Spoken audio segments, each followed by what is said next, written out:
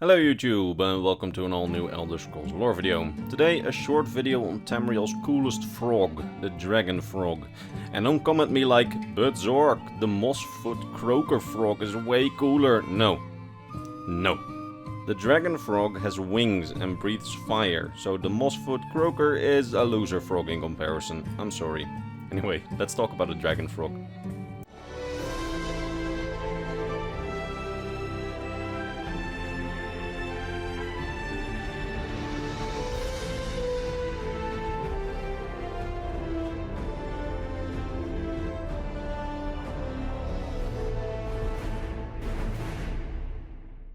So, the dragon frog. It's a strange creature which has the body of a regular frog, but dragon wings on its back and dragon-like spikes on its head.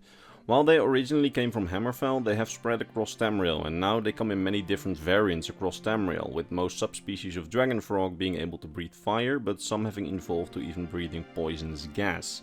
The different subspecies have evolved into many different colors, from the green viridescent dragon frog to the yellow butterscotch dragon frog, the blue oasis dragon frog, the red tangerine dragon frog and the kaleidoscopic dragon frog, which is also red, the grey kindlespit dragon frog and the purple sweet grape dragon frog.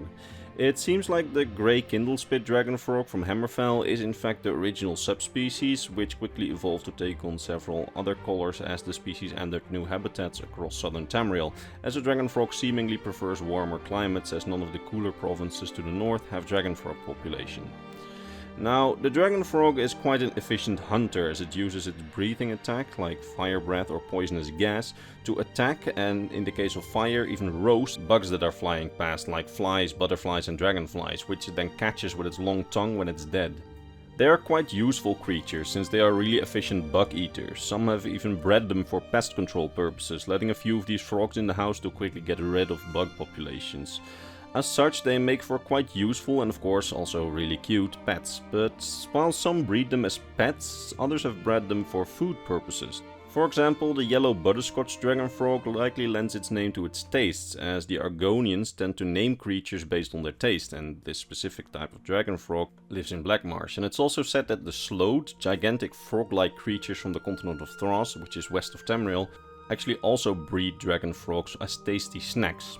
Some other uses for the frog have been that their skin, while taxidermied, has excellent heat resistance and can for example be used to place hot pans upon.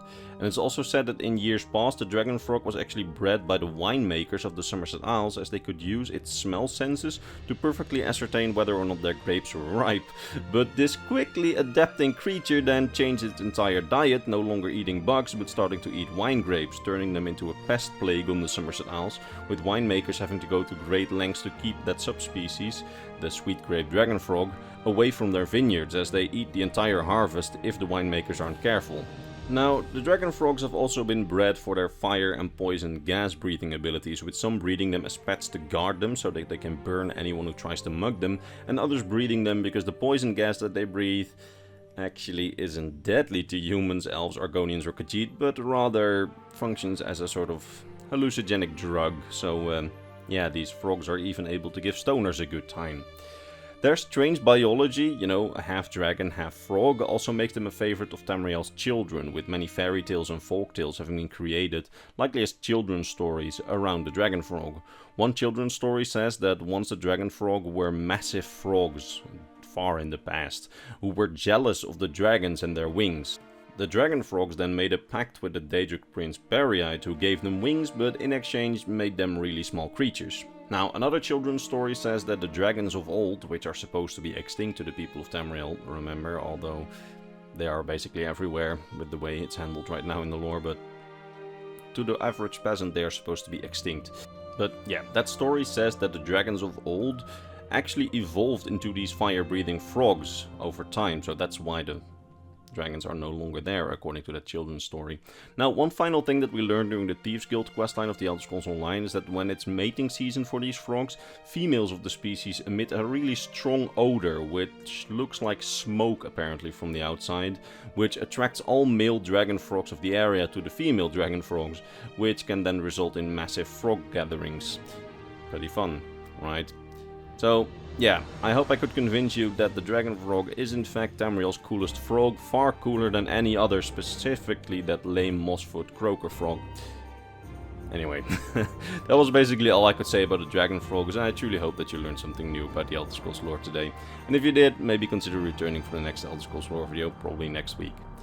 Anyway, it's time to end the video now, so all that's left for me to do is to vocally thank my top Patreon supporters, Mr. Bernardo Binda, Gabriel Binda, Polar Rasputin, Athena Iodis, Volkjör of Argonia, King Chris, Bulge, Scrap of the Scrolls, Doji, Fenrir, Sword of Bushido, Rakai, Tsar Mikhail, and Mr. Christmas.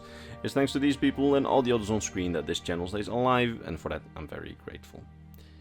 That said, I hope to see all of you in the next Elder Scrolls lore video. Bye bye.